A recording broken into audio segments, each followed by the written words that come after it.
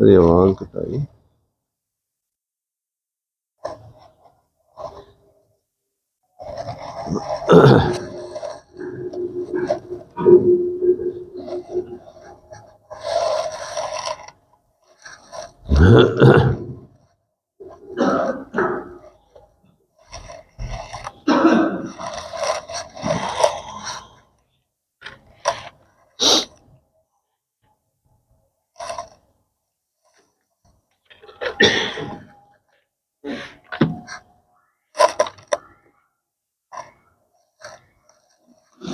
إن الحمد لله نحمده ونستعينه ونؤمن به ونتوكل عليه ونعوذ بالله من شرور أنفسنا ومن سيئات أعمالنا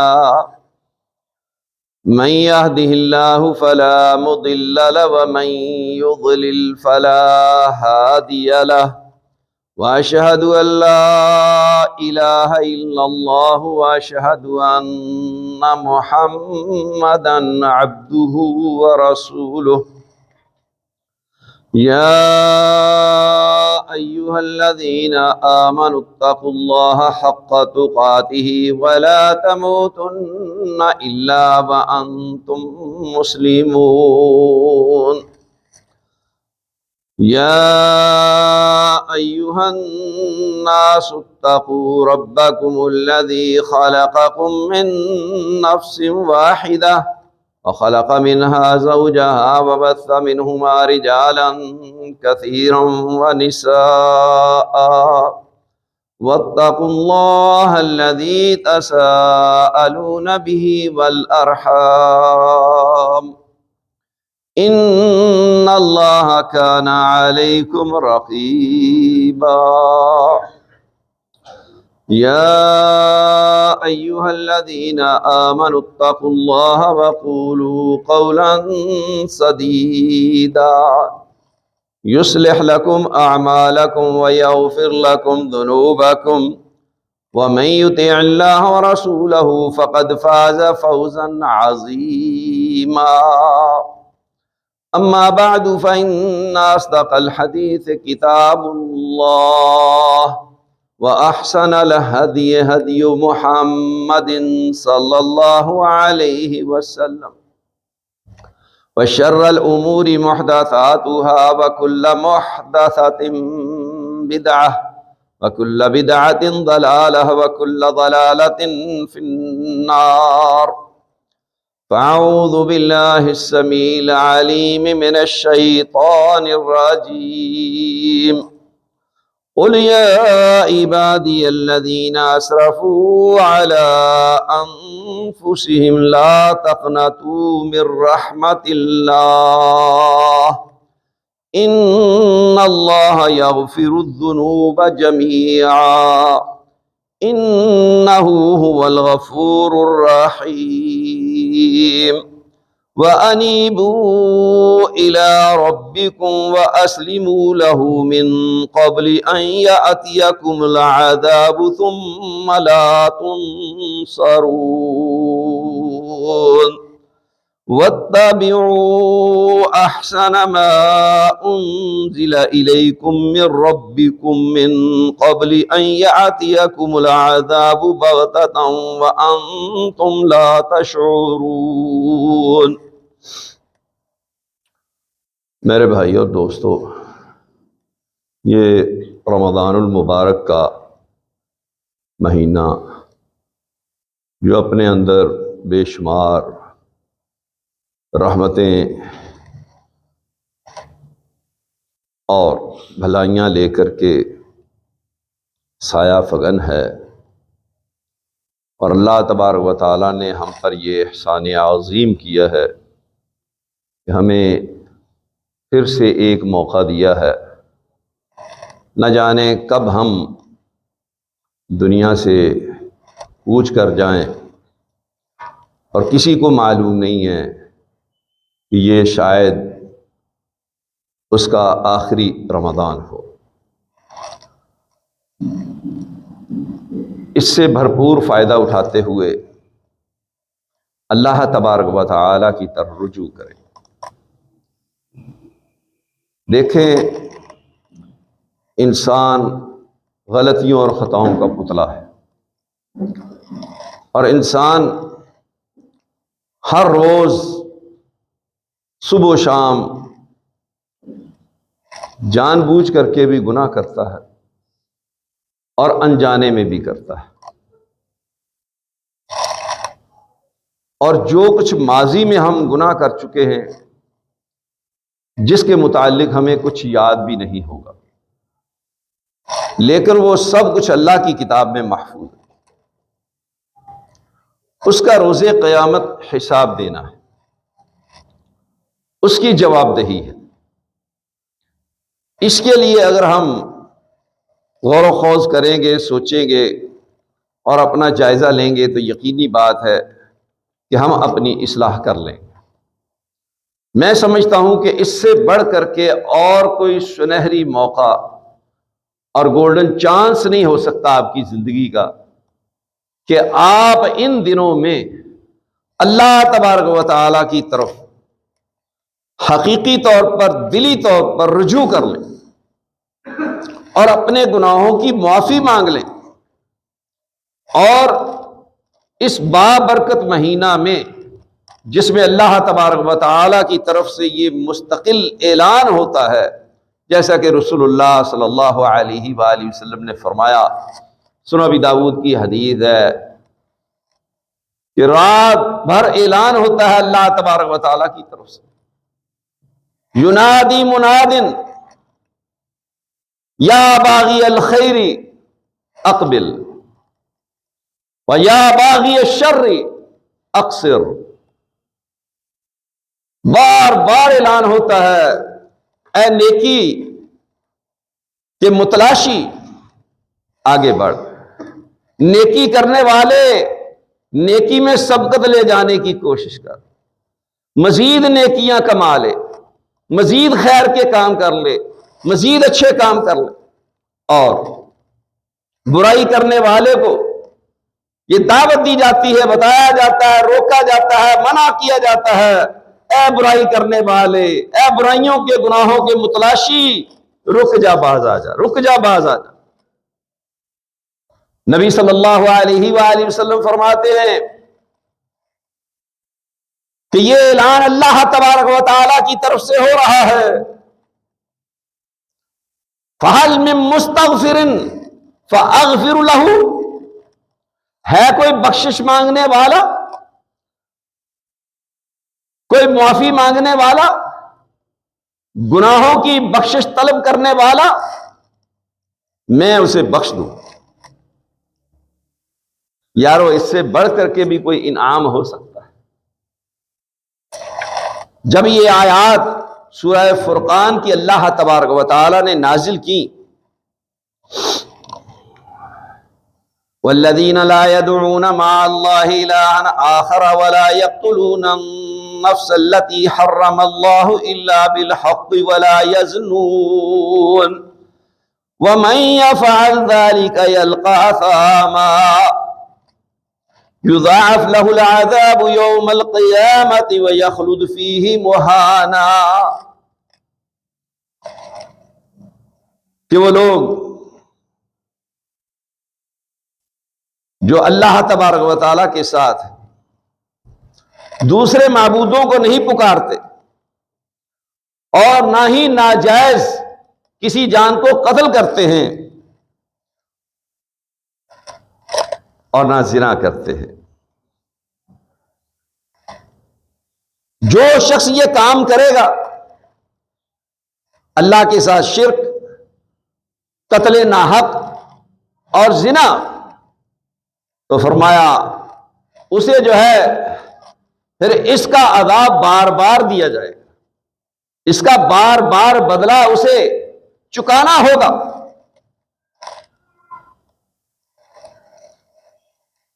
یضاعف له العذاب یوم القیامہ، اس کے لیے قیامت کے دن عذاب دگنا کر دیا جائے، وَيَخْلُدُ فِيهِ مُحَانًا، اور وہ اس میں ہمیشہ ذلیل و رسوا ہو کر کے رہے گا۔ جب یہ آیات نازل ہوئی، مشرکین اور کفار کو علم ہوا، جو اسلام کی طرف راغب ہونا چاہتے تھے، اسلام قبول کرنا چاہتے تھے، اسلام کی خوبیاں ان کو معلوم ہوئی، انہوں نے نبی صلی اللہ علیہ وآلہ وسلم سے اس بات کا اظہار کیا، کہا کہ ہم نے تو بے شمار گناہ کیے ہیں، ہم تو اللہ کے ساتھ ہر شجر حجر کو، کتوں کو، بلیوں کو، جانوروں کو شریک بناتے رہے، اس کا ساجی اور اس جیسا قرار دیتے رہے، ان سے مشکل کشائی چاہتے رہے، ہم تو بتوں کی پوجا کرنے والے، ہر زندہ اور مردہ کی پوجا کرنے والے، ہم نے اتنے گناہ کیے، پھر ہم نے ناجائز نہ جانے کتنے قتل کیے، کس قدر ہم نے لوگوں کی عزتیں پامال کی، برائیاں کی، چوریاں کی، ڈاکے مارے، یتیموں، بیواؤں، مسکینوں پر ظلم و ستم کر کے ان کا مال ان سے ہتھیا لیا، چھین لیا، ہم نے تو اتنے گناہ کیے ہیں، تو ہمارا کیا ہوگا؟ دین بڑا اچھا ہے، دعوت بڑی اچھی ہے، باتیں آپ بہت عمدہ بیان کرتے ہیں، ہم اس بات سے ڈرتے ہیں کہ اتنے گناہ کیے، اتنے گناہ کیے، ہمیں اس کی سمجھ نہیں آتی۔ تو یہ لوگ نا امید ہو چکے ہیں اور وہ سمجھتے ہیں کہ شاید ہمارے گناہوں کی معافی تلافی نہیں ہوگی، تو ہم کیسے بخشے جائیں گے؟ اللہ تبارک و تعالیٰ نے سورہ زمر کی آیات نبی اکرم صلی اللہ علیہ وآلہ وسلم پہ نازل کی، فرمایا کہ آپ یہ اعلان کر دیں، قُلْ يَا عِبَادِيَ الَّذِينَ أَسْرَفُوا عَلَىٰ أَنفُسِهِمْ لَا تَقْنَطُوا مِن رَحْمَةِ اللَّهِ، کہ اے میرے بندو جنہوں نے اپنے اوپر ظلم کیا ہے، شرک کیا، کفر کیا، زنا کیے، ڈاکے مارے، چوریاں کی، ظلم و ستم کیا، بے شمار گناہ کیے، لا تقنطوا من رحمت اللہ، اللہ کی رحمت سے نا امید نہ ہو۔ جو شخص اللہ تبارک و تعالیٰ کی رحمت سے نا امید ہو گیا وہ گمراہ ہے، کافر ہے۔ ایمان کی تعریف ہی یہ ہے، الایمان بین الخوف والرجاء، کہ ایمان خوف اور امید کے درمیان ہے۔ اگر انسان بے خوف ہو جائے، نہ ڈر ہو جائے، تب بھی دین سے فارغ ہو گیا، ایمان سے فارغ ہو گیا، اور اگر نا امید ہو جائے تب بھی دین سے، اسلام سے فارغ ہے۔ تو ان دونوں کے درمیان، خوف اور امید کے درمیان، اس کا نام ایمان ہے۔ تو کہا کہ اللہ کی رحمت سے نا امید رہو۔ وہ اللہ تبارک و تعالی ان اللہ یغفر الذنوب جميعا، وہ تمام کے تمام گناہ بخش دے گا، معاف کر دے گا، کبیرہ صغیرہ ہمہ قسم کے گناہ بخش دے گا، معاف کر دے گا۔ انہ هو الغفور الرحیم، بے شک وہ اللہ تبارک و تعالی بہت زیادہ بخشنے والا، مہربان ہے۔ لیکن شرط کیا ہے؟ وَأَنِيبُوا إِلَىٰ رَبِّكُمْ، اپنے رب کی طرف رجوع کرو، اس کی طرف لوٹ آؤ، رب سے دور دور نہ رہو، دوری اختیار نہ کرو۔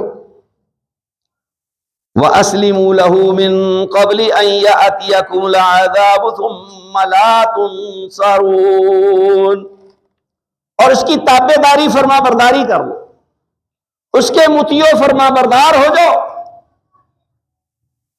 قبل اس کے کہ تمہارے پاس عذاب آئے، پھر تمہاری مدد نہیں کی جائے۔ تو اسلام قبول کر کے اللہ کا تابع دار، فرما بردار بننا، جس کو ہم مسلم کہتے ہیں، جس کا تقاضا اللہ تبارک و تعالیٰ نے کیا، وَلَا تَمُوتُنَّ إِلَّا وَأَنْتُمْ مُسْلِمُونَ، مرو تو صرف اس حال میں کہ تم مسلم ہو۔ مسلم کس کو کہتے ہیں؟ اونٹ کے ناک میں جب نکیل ڈال دی جاتی ہے تو اس کے ساتھ رسی باندھ دی جاتی ہے، چھوٹا سا بچہ بھی اس رسی کو پکڑ کر کے اونٹ کو جس طرف چلاتا ہے وہ چلتا ہے، روکتا ہے رک جاتا ہے، بٹھاتا ہے بیٹھ جاتا ہے، کھڑا کرتا ہے کھڑا ہو جاتا ہے، موڑتا ہے مڑ جاتا ہے۔ اس اونٹ کو جس کے ناک میں نکیل ڈال دی جائے وہ اس کا تابع ہو جائے، اسے کہا جاتا ہے کہ یہ اونٹ مسلم ہو گیا۔ کیا ہم بھی ایسے مسلم بنے جس کا اللہ مطالبہ کر رہا ہے، موت آئے تو اس حال میں کہ تم مسلم ہو؟ اور یہاں بھی اللہ تبارک و تعالیٰ یہ بات کہہ رہا ہے، وَأَنِيبُوا إِلَىٰ رَبِّكُمْ، اپنے رب کی طرف انابت کرو، رجوع کرو، لوٹو اپنے رب کی طرف۔ جو رب کا راستہ چھوڑا ہوا اسے اختیار کرو، آ جاؤ۔ وَأَسْلِمُوا لَهُ، اور اس کے لیے تابع داری فرما برداری کرو، اس کے تابع فرمان ہو جاؤ، اس کے مطیع و فرما بردار ہو جاؤ، اس کے لیے مسلم بن جاؤ۔ کیسے مسلم؟ جیسا کہ اونٹ نکیل کا پابند ہو گیا ہے، ایسے تم اللہ اور اس کے رسول کے احکامات کے پابند ہو۔ تو میرے بھائی اور دوستو، اللہ تبارک و تعالی نے یہ آیات نازل کی، پھر فرمایا کہ جو سب سے بہترین چیز اللہ تبارک و تعالی نے تمہاری طرف نازل کی ہے اس کی پیروی کرو، اس کے پیچھے چلو۔ وہ سب سے بہترین چیز اللہ تبارک و تعالی نے کیا نازل کی ہے؟ کیوں جی؟ معلوم ہے نا آپ کو، وہ قرآن مجید اللہ تبارک و تعالی کی کلام ہے، اس کی کتاب ہے۔ کہا اس کی پیروی کرو، اس کے پیچھے چلو، قبل اس کے کہ تمہارے پاس اچانک عذاب آ جائے اور تمہیں اس کا شعور بھی نہ ہو، سمجھ بھی نہ ہو۔ تو ایسے عذاب تو آ رہے ہیں نا، آپ دیکھتے بھی ہیں، ملاحظہ بھی کرتے ہیں، اور اللہ تبارک و تعالیٰ اپنی قدرت کی نشانیاں دکھاتا بھی ہے، سمجھاتا بھی ہے۔ وَلَنُذِيقَنَّهُم مِّنَ الْعَذَابِ الْأَدْنَىٰ دُونَ الْعَذَابِ الْأَكْبَرِ لَعَلَّهُمْ يَرْجِعُونَ، ہم بڑے عذاب سے پہلے چھوٹے چھوٹے عذاب چکھاتے ہیں تاکہ لوگ راہ راست پر آ جائیں، اپنی اصلاح کر لیں، گناہوں سے باز آ جائیں، رک جائیں، ہماری طرف لوٹ آئیں۔ یہ اللہ تبارک و تعالیٰ کا مقصد ہے، بندوں سے اتنا پیار کرتا ہے کہ مختلف انداز سے اللہ تبارک و تعالیٰ اپنے بندوں کو دعوت دیتا ہے۔ عبداللہ بن مسعود رضی اللہ تعالیٰ عنہ سے المعجم الکبیر طبرانی میں یہ روایت صحیح سند کے ساتھ موجود ہے، فرماتے ہیں کہ قرآن مجید میں سب سے زیادہ امید افزا، امید دلانے والی اگر کوئی آیت ہے تو وہ یہ آیت مبارکہ ہے، یقول یا عبادی الذین اسرفوا علی انفسہم لا تقنطوا من رحمت اللہ، اے میرے بندو جنہوں نے اپنے آپ پہ زیادتی کی ہے، ظلم کیا ہے، جتنے مرضی گناہ کر لیے ہیں، لا تقنطوا من رحمت اللہ، اپنے رب کی رحمت سے نا امید نہیں ہونا، نا امید ہو کر کے اس کا در نہیں چھوڑنا، مزید گناہوں میں نہیں پڑنا، بلکہ ان گناہوں کو چھوڑ کر کے معافی مانگ کر کے میری طرف آ جاؤ، میں تو سارے ہی گناہ بخش دوں، سارے کے سارے گناہ معاف کر دوں گا۔ ابن عباس رضی اللہ تعالیٰ عنہ جو کہ مفسر قرآن ہیں، ترجمان القرآن ہیں، نبی صلی اللہ علیہ وآلہ وسلم نے ان کو دعا دی تھی، اللہم علمہ الکتاب، اے اللہ اس کو کتاب کی تعلیم دے دے، اللہم فقہہ فی الدین، اے اللہ اس کو دین کی سوجھ بوجھ عطا کر دے، فہم و فراست عطا کر دے۔ وہ فرماتے ہیں دیکھو اللہ تبارک و تعالیٰ یہودیوں کو دعوت دے رہا ہے، ان پہ بھی مہربان ہے، ان کو کہتا ہے کہ کوئی بات نہیں، تم نے اگر عزیر کو اللہ کا بیٹا قرار دیا، تم نے اگر گستاخی کی ہے میری، یدہ مغلولہ، اللہ تبارک و تعالیٰ تو فقیر ہے. ان اللہ فقیر، اللہ فقیر ہے، اس کا ہاتھ تنگ ہے. اتنی بڑی گستاخی کی، اتنی بڑی گستاخی کی کہ اس کی اولاد قرار دے دیا عزیر، اس کا بیٹا بنا دیا. وما قدر اللہ حق قدری، اللہ تبارک و تعالیٰ کی انہوں نے قدر نہیں کی جیسا کہ اس کی قدر کرنے کا حق تھا. عیسائیوں کو اللہ دعوت دیتا ہے کہ تم نے کہا کہ عیسیٰ اللہ کا بیٹا ہے، یا تم نے یہ بات کہہ دی کہ عین اللہ ہے، یا یہ بات کہہ دی کہ تین میں سے تیسرا ہے، یا یہ بات کہہ دی کہ اللہ کی بیوی ہے. یہ ایسی باتیں ہیں قریب ہے کہ آسمان پھٹ جائے، زمین شق ہو جائے اور پہاڑ ریزہ ریزہ ہو جائے. اتنی بڑی باتیں، اتنے بڑے بڑے گناہ کیے، اس کے باوجود اللہ تبارک و تعالیٰ فرماتا ہے یا عبادی الذین اسرفوا علی انفسہم لا تقنطوا من رحمت اللہ. اے میرے بندو جنہوں نے اپنے آپ پہ ظلم کر لیا، اتنے بڑے بڑے کبیرہ گناہ کیے، اس قدر کفر اور شرک میں مبتلا رہے، آ جاؤ، نا امید نہ ہو.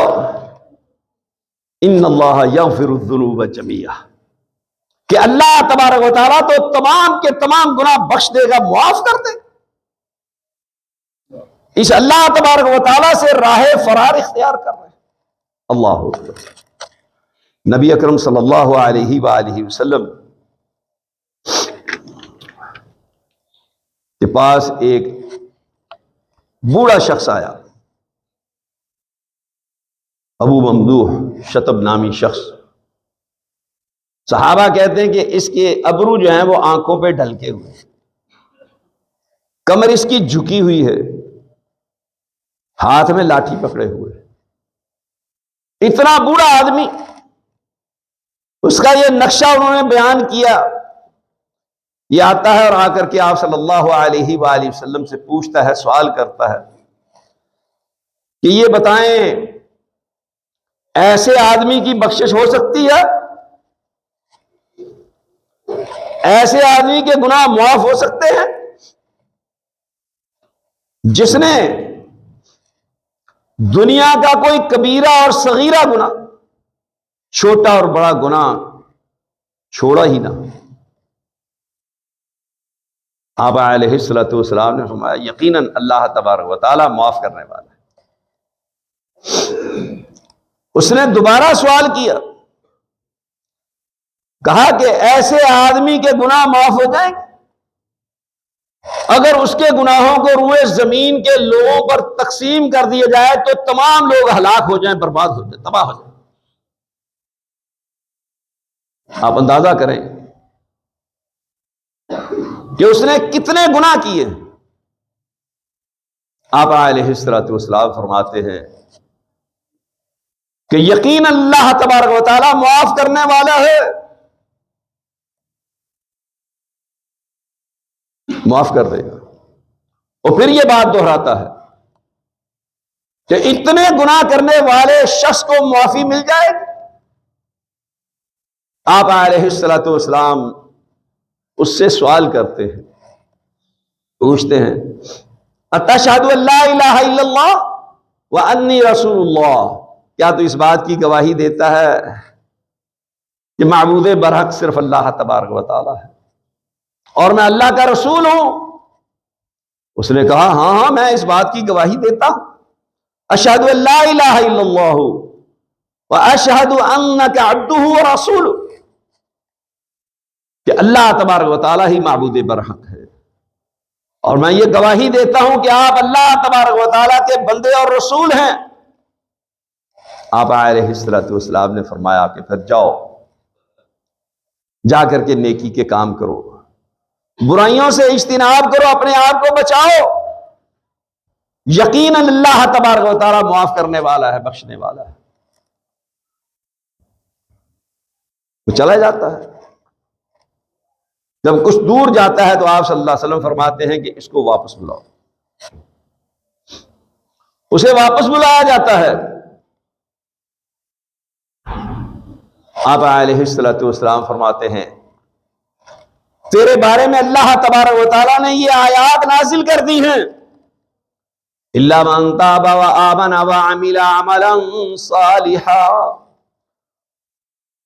فأولئک یبدل اللہ سیئاتہم حسنات وکان اللہ غفورا رحیما۔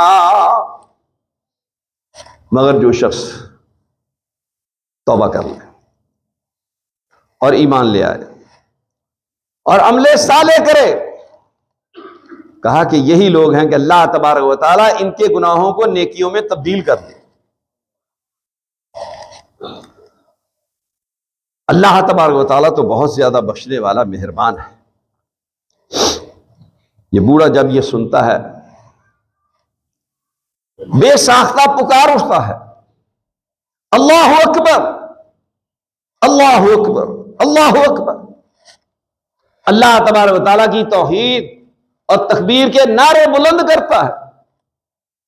صحابہ کہتے ہیں کہ ہم اسے دیکھ رہے تھے، وہ یہ اللہ اکبر کہتا ہوا واپس جا رہا ہے، یہاں تک کہ ہماری آنکھوں سے اوجھل ہو گیا۔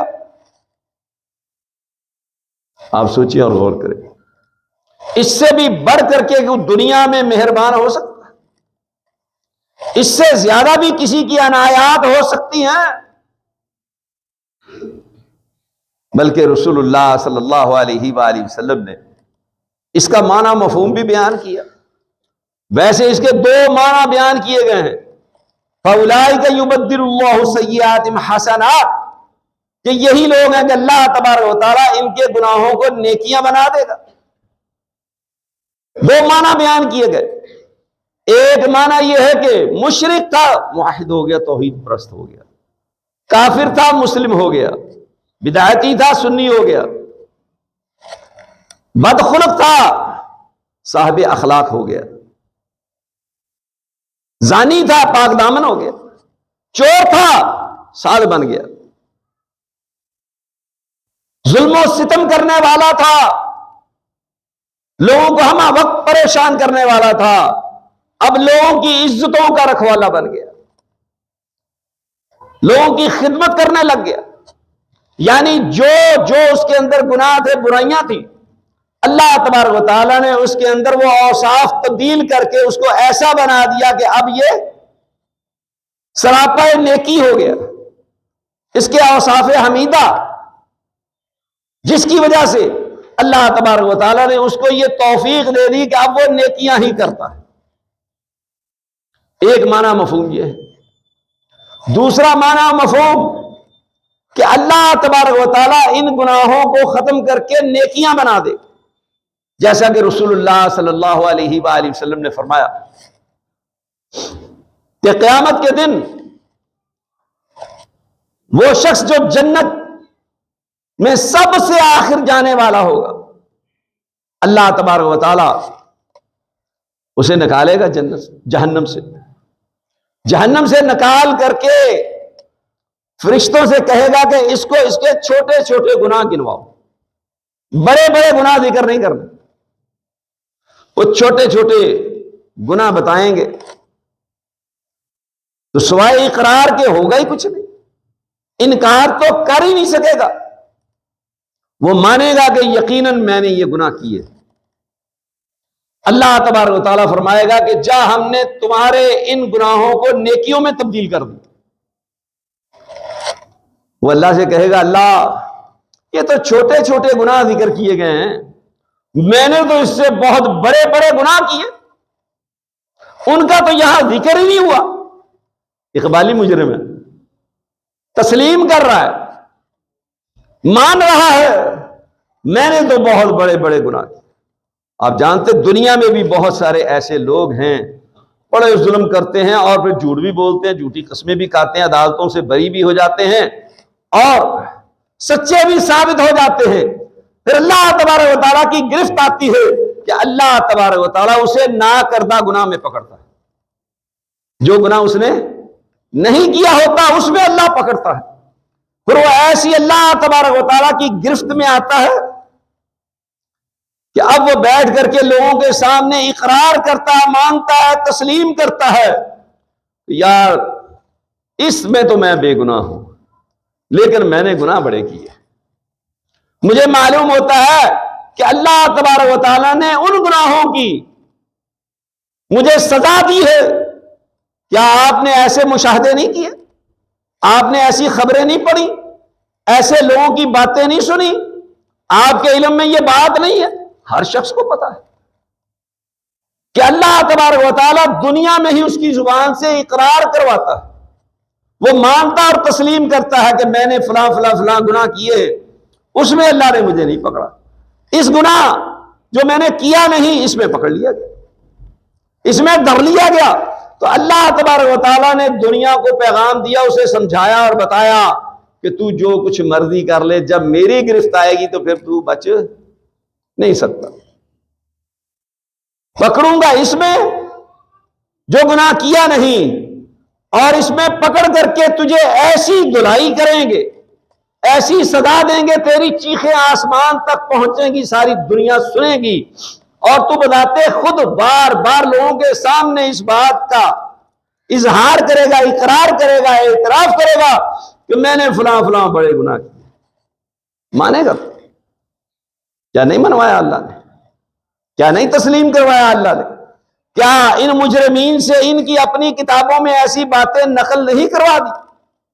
شاہدین علی انفسہم، یہ اپنے آپ پر بذات خود گواہ ہیں، گواہی دینے والے، تسلیم کرنے والے، ماننے والے۔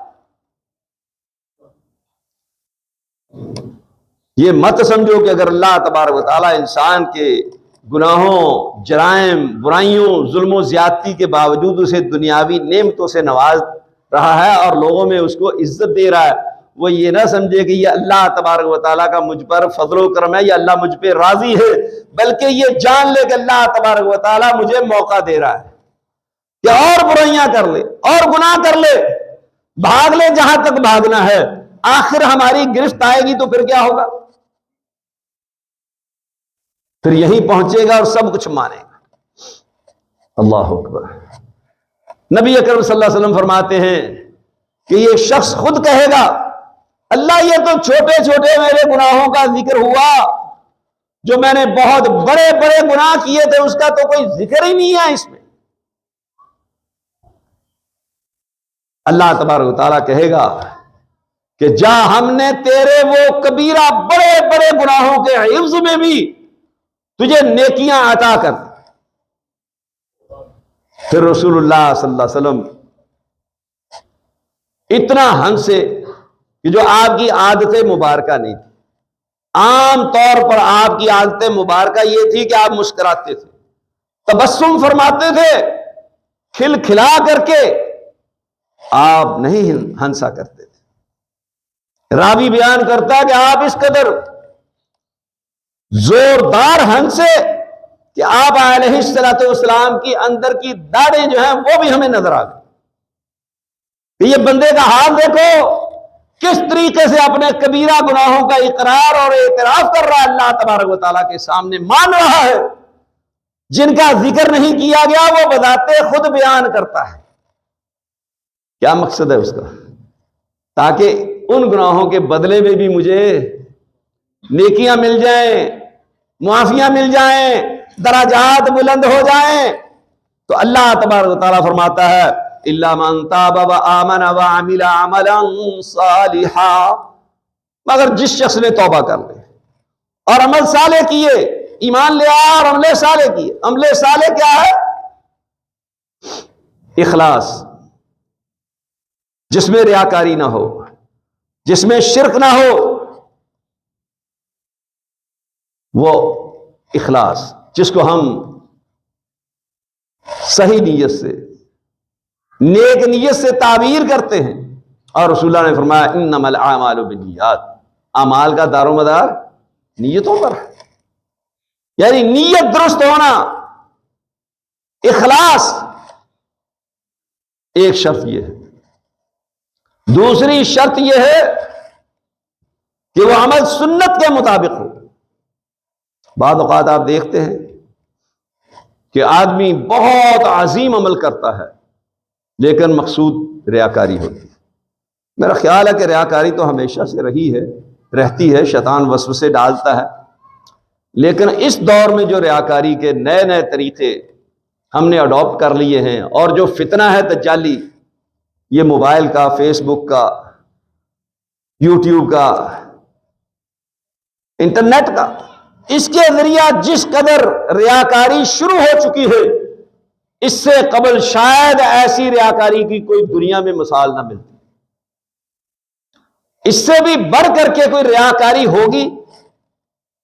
اللہ کے گھر کا طواف کر رہا ہے، احرام باندھے ہوئے ہے، 2 موبائل پکڑے ہوئے ہیں، اور دونوں سے جو ہے وہ تصویریں بنا رہا ہے، اور پیچھے والوں کو بتا رہا ہے، دنیا کو بتا رہا ہے، فیس بک پہ ڈال رہا ہے کہ جی میں طواف کر رہا ہوں۔ انا للہ و انا الیہ راجعون۔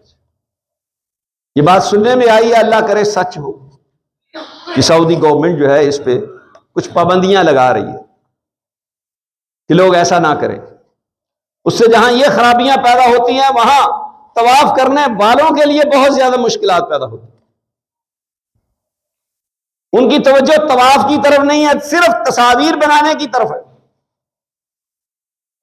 میدان عرفات میں بیٹھ کر کے تصویریں کھنچوا کر کے فیس بک پہ لگائی جاتی۔ میرے بھائیوں، یہ موقع ہے تصویریں لگانے،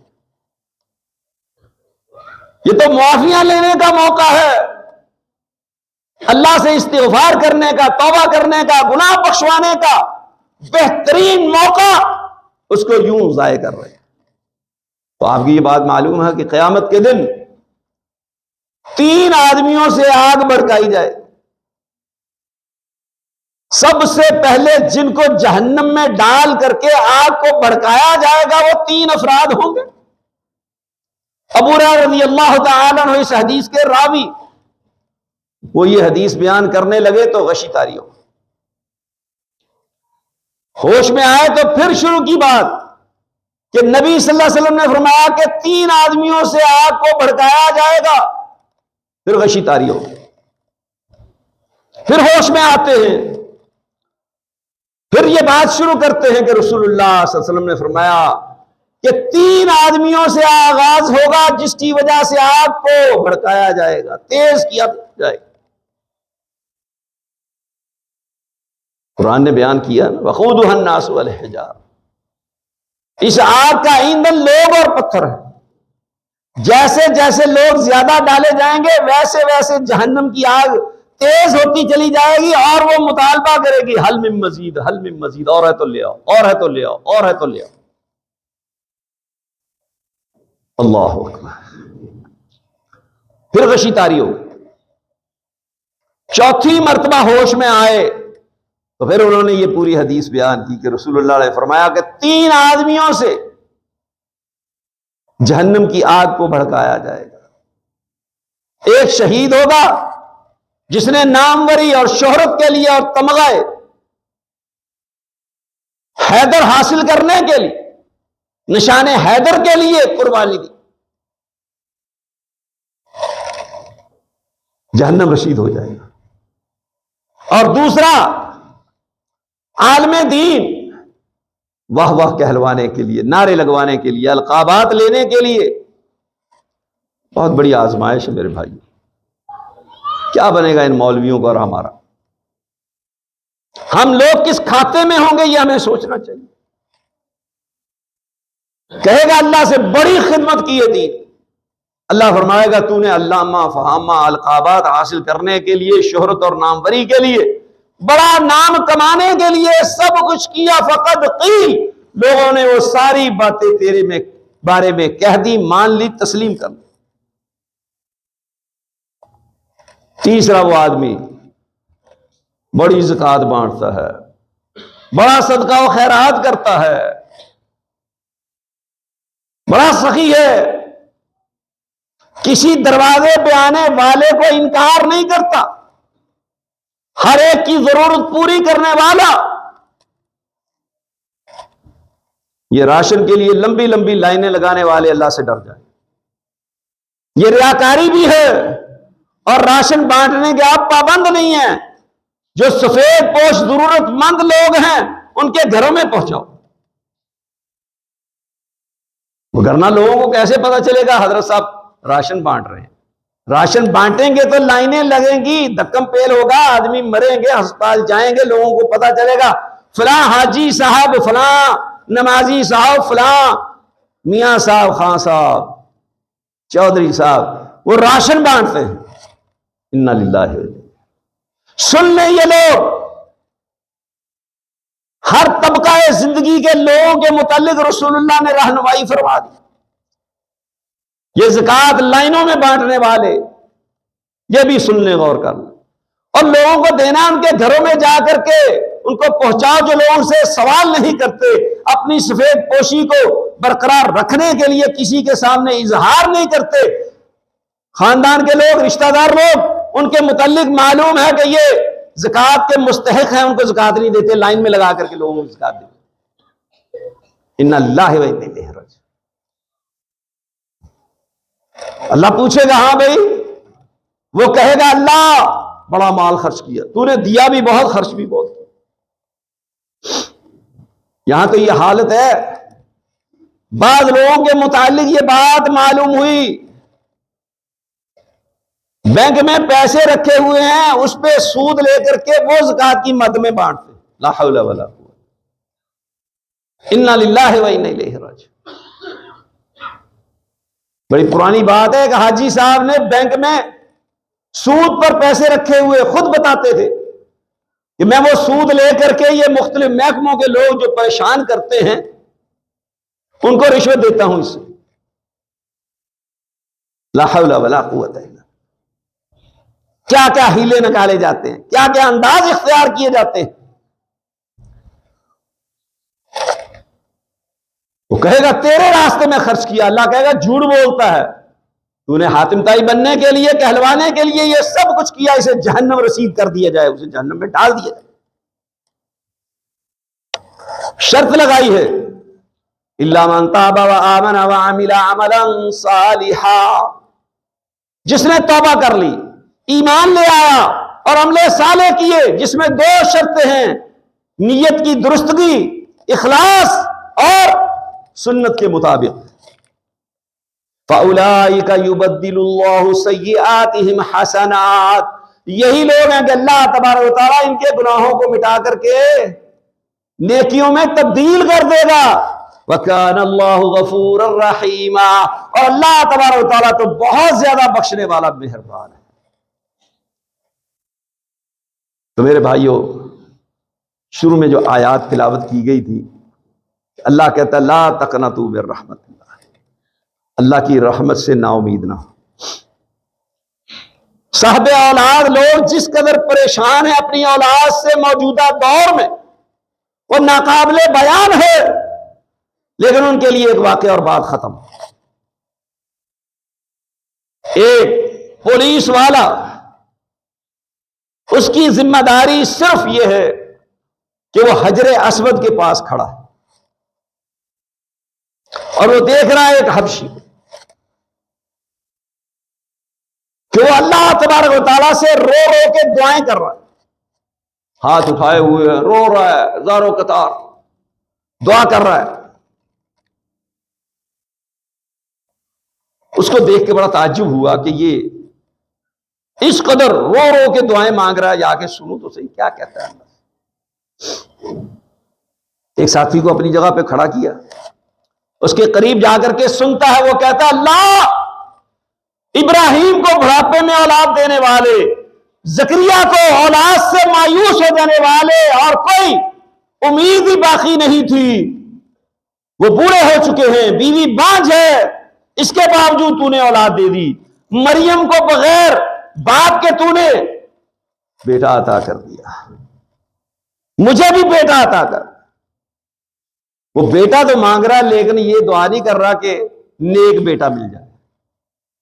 ہم بھی بیٹا مانگتے نا، کہ بھی نیک بیٹے کی دعا کی ہے؟ انبیاء دعا کرتے رب ہب لی من الصالحین، اے اللہ نیکوکاروں میں سے مجھے بیٹا عطا فرما، اولاد عطا فرما۔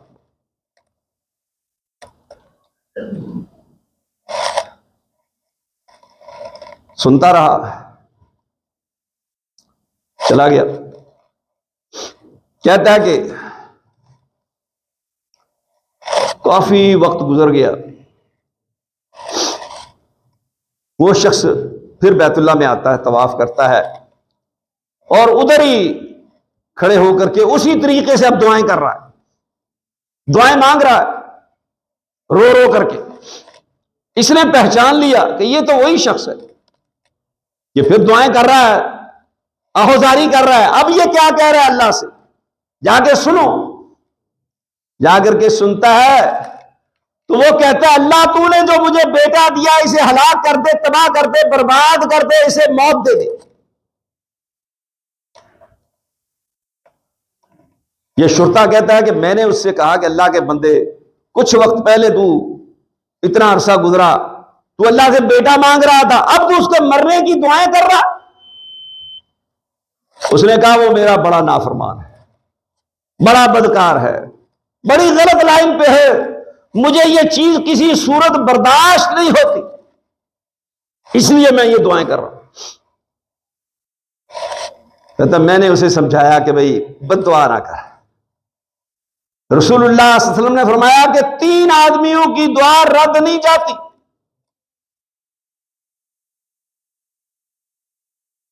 ثلاثۃ لا ترد دعوتهم، 3 آدمیوں کی دعا رد نہیں جاتی۔ امام عادل، عدل و انصاف کرنے والا حکمران، والمسافر، اور مسافر آدمی، والوالد دعوتہ علی اولادہ۔ 3 آدمی کہتے میں نے اسے کہا کہ تو اپنے بیٹے کے لیے بد دعا نہ کر، جس طریقے سے تو آہوزاری کر کے رو رو کر کے اس کے لیے بد دعا کرتا تو اس کے ہدایت کے لیے دعا کر۔ کہتا میرے کہنے پر اس نے اپنے بیٹے کی ہدایت کے لیے دعا کرنا شروع کر دیا، رو رہا ہے، اللہ سے دعائیں کر رہا ہے اس کی ہدایت کے لیے۔ کہتے کہ پھر تیسری مرتبہ 2 سال بعد میں نے اس کو دیکھا کہ وہ آیا تو اس کے ساتھ ایک نوجوان ہے۔ اب یہ بڑا خوش ہے، اللہ سے دعائیں کر رہا ہے، وہیں کھڑا ہو کر کے اس کی لمبی عمر کے لیے، صحت کے لیے، تندرستی کے لیے، دنیا آخر کی بھلائی کے لیے ساری دعائیں کر رہا ہے۔ کہتا میں نے پھر پہچانا، میں نے پھر جا کر کے اس سے پوچھا کہ یہ کون ہے؟ اس نے کہا یہی وہ میرا بیٹا جس کے لیے میں بد دعائیں کر رہا تھا، آپ نے مجھے کہا کہ دعائیں کرو تو میں نے دعائیں کی، اس کے حق میں اللہ تبارک و تعالیٰ نے اس کو ہدایت دی۔ لا تقنطوا من رحمت اللہ، اللہ کی رحمت سے نا امید نہ ہو، اولاد کے لیے ہمیشہ ہدایت کی دعائیں مانگے۔ ہو سکتا ہے کہ آپ کی زندگی میں وہ راہ راست پر نہ آئے، آپ کے مرنے کے بعد اس کو یہ سمجھ آ جائے اور وہ اپنے پچھتاوے اور رونے، معافیاں مانگنے، توبہ استغفار کرنے کے ساتھ ساتھ آپ کی بلندی درجات کے لیے، آپ کی بخشش کے لیے دعائیں کرنے کا باعث بن جائے اور آپ کے درجات بھی بلند ہوتے رہے، جیسا کہ رسول اللہ نے خبر دی۔ اس لیے فرمایا لا تقنطوا من رحمت اللہ، اللہ کی رحمت سے کسی صورت بھی نا امید نہیں ہونا۔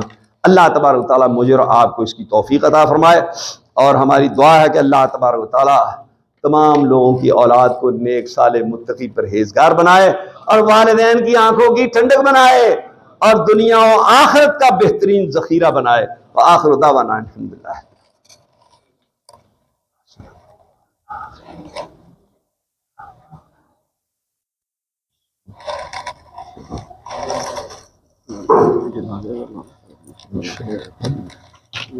ادارے واسطے انشاءاللہ